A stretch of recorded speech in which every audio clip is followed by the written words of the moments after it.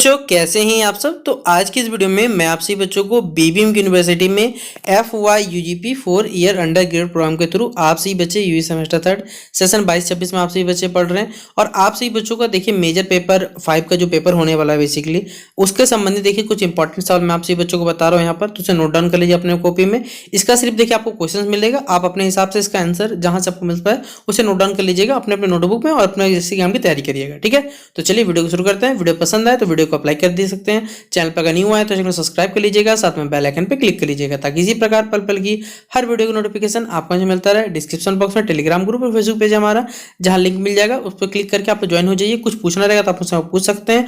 और साथ ही साथ आप सभी बच्चों को जो सेक पेपर हो गया, चाहे आपका एचजी का पेपर हो गया या फिर माइनर और एमडीसी का पेपर जो आपका बाकी है उसके देखिए कुछ कुछ इंपॉर्टेंट क्वेश्चन को सबमिट के जरूर करा दीजिए हमारे चैनल के द्वारा। तो जितना हो सके दोस्तों शेयर कर दीजिएगा और जुड़ जाइएगा। ठीक है, तो चलिए देखिए पहला सवाल आपसे बच्चों क्या पूछा सकता है। देखिए पहला हमारे पास है कि चाहमान वंश के जो इतिहास का आपको क्या करना, वर्णन करना। देखिए एक एक सवाल को देखिए कितने प्रकार से घुमा के पूछ सकता है, उसकी नोट कोई गारंटी नहीं हो सकती है। ठीक है, क्योंकि इसी सवाल को अगर आपको 2 या 3 कैसे तरीके से लंबा करके पूछ दिया जाएगा तो भी आप उसका उत्तर तो वही लिखने वाले हैं। क्योंकि ये जितने भी सवाल है देखिए ये सब बड़े बड़े प्रश्न है, 15 अंक के प्रश्न पूछे जा सकते हैं आपसे बच्चों को। अब 15 अंक का क्वेश्चन पेपर का पूछा जाएगा तो मिनिमम आपको मैं बता रहा हूँ 5 से 6 पेज आपको लिखना पड़ेगा। तो 5 से 6 पेज लिखने के लिए आपको उसका इतिहास आना चाहिए, उसके बारे में आना चाहिए, तो आप लिख सकते हैं। इसलिए क्या करिएगा, देखिए जो भी सवाल बता रहा हूँ उसका आप हिस्ट्री को क्या कर लीजिए, पढ़ लीजिएगा। उस टॉपिक को आप इंटरनेट पर सर्च करके पढ़ लीजिएगा। उसके हिसाब से क्या होगा, अगर आपके पेपर में पढ़ के जाइए तो आप अपने हिसाब से बना के लिख सकते हैं। 4 पेज 5 पेज जितना हो सके आप अपने हिसाब से बना के लिख सकते हैं। बाकी जो बच्चों को देख के लिखना रहेगा उसका तो कुछ नहीं कर सकता, लेकिन जो बच्चे पढ़ने वाले सीरियसली वो अपने अपने अच्छे से लिख सकते हैं। तो अगर कोई पूछे इंग्लिश हिंदी इसलिए दोनों लैंग्वेज बता दिया गया कि चाहमान वंश के इतिहास का वर्णन कीजिए, describe history of Chahamana dynasty.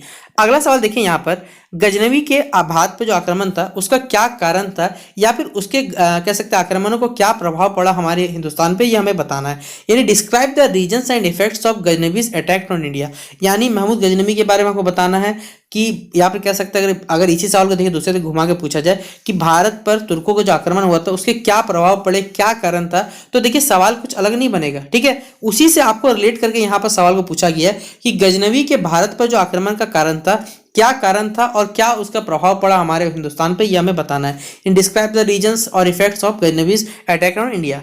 अगला सवाल है देखिए ये, और ये सवाल देखिए बहुत अच्छा सवाल आपसे बच्चों पेपर में बन सकता है यहाँ पर कि त्रिपक्षीय संघर्ष बाल प्रतिहार यानी पाल वंश प्रतिहार और राष्ट्रकूट के संघर्ष पर आपको क्या करना, चर्चा करना है। और ये भी सवाल देखिए बड़ा सवाल पूछा जाएगा, यानी tripartite conflict, discuss the conflict between Pala Pratihara and Rashtrakuta.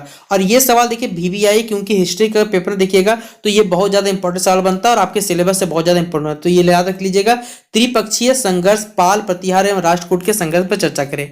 अगला देखिए यहाँ पर चालुक्य वंश। ठीक है, इसमें से देखिए बहुत सारा सवाल बन सकता है।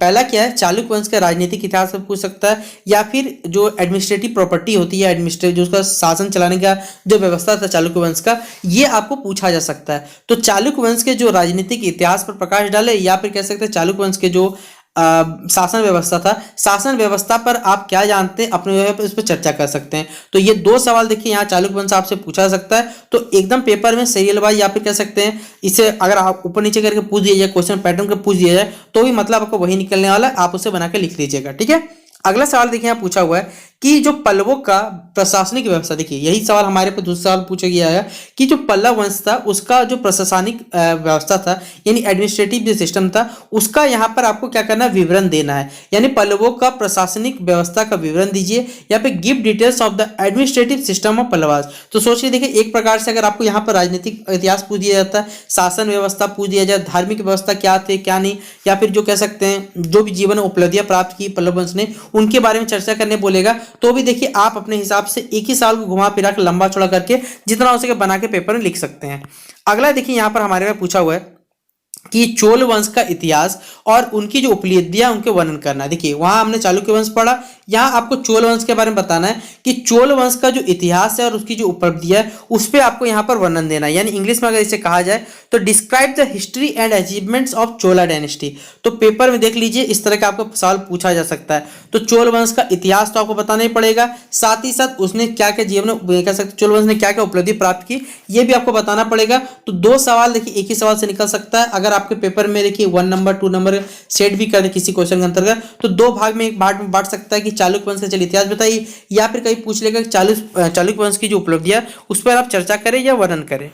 अगला सवाल देखिए यहाँ पूछा हुआ है, पालों की जो राजनीतिक एवं सांस्कृतिक उपलब्धियों की विवेचना करिए आप, यानी discuss the political and cultural achievements of Palas. ठीक है, यहाँ पर पालो होगा, यहाँ पर तो सही करना पड़ेगा हमें।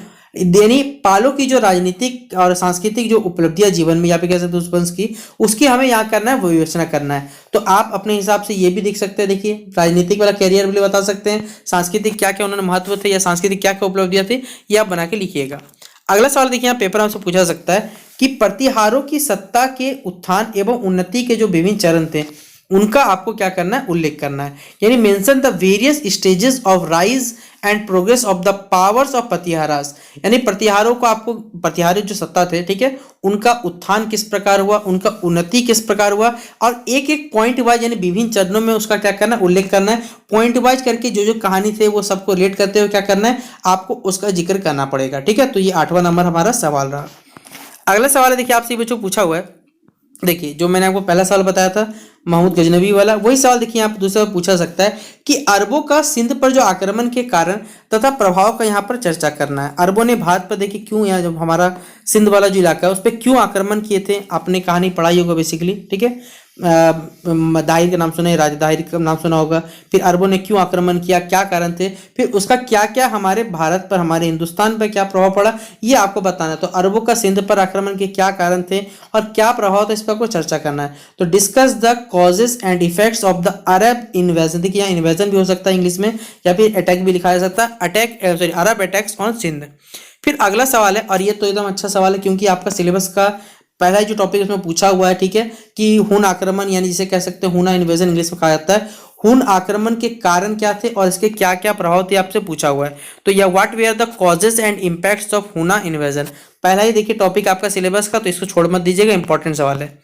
अगला सवाल देखिए आपसे बच्चों पूछा हुआ है कि right the cultural achievement of Cholas, यानी चोल जो वंश था उसकी जो सांस्कृतिक उपलब्धियां थी वो आपको क्या करना है, यहाँ पर बताना है। तो देख लीजिए सवाल आपको कितना घुमा फिरा के एक ही सवाल आ रहा है, लेकिन बड़ा चढ़ा के आपको लिखना पड़ेगा पेपर में, इस बात का एकदम ध्यान रखिएगा, गलत मत कर दीजिएगा। ठीक है, फिर अगला आपको पूछा हुआ है describe the achievements of Mahendra Varman one, Mahendra Varman प्रथम जो थे उनकी उपलब्धियों का क्या करना है, आपको यहाँ पर वर्णन करना है। तो ये वाला भी आप अपने हिसाब से डिस्क्राइब करना पड़ेगा, क्योंकि पेपर में देखिए आप कितना भी पढ़ के देखिए, हिस्ट्री का याद रखिएगा या फिर आप कोई भी थ्योरी पेपर दे रहे हैं, एक बात हमेशा याद रखिएगा कि आप कितना भी पढ़ के चल जाइए ना, आपको लगेगा हमेशा खाली है, आप उस चीज़ को समझ के चल जाइए, और समझ के क्या करिएगा, आप अपने हिसाब से उस चीज़ को बना के लिख सकते हैं, और जब बना के लिखिएगा तो आपका पॉइंट कभी भी खत्म नहीं होता, इस बात को समझना पड़ेगा। ठीक है, तो ये कुछ 12 प्रश्न थे जो मैंने आपको करा दिए, और ये हमारा हिस्ट्री का लास्ट ही वीडियो, तो इसका कोई वीडियो नहीं आएगा हिस्ट्री ऑनर्स का MJ5 का, इसमें संपूर्ण करा दिया कि आप सभी बच्चों को।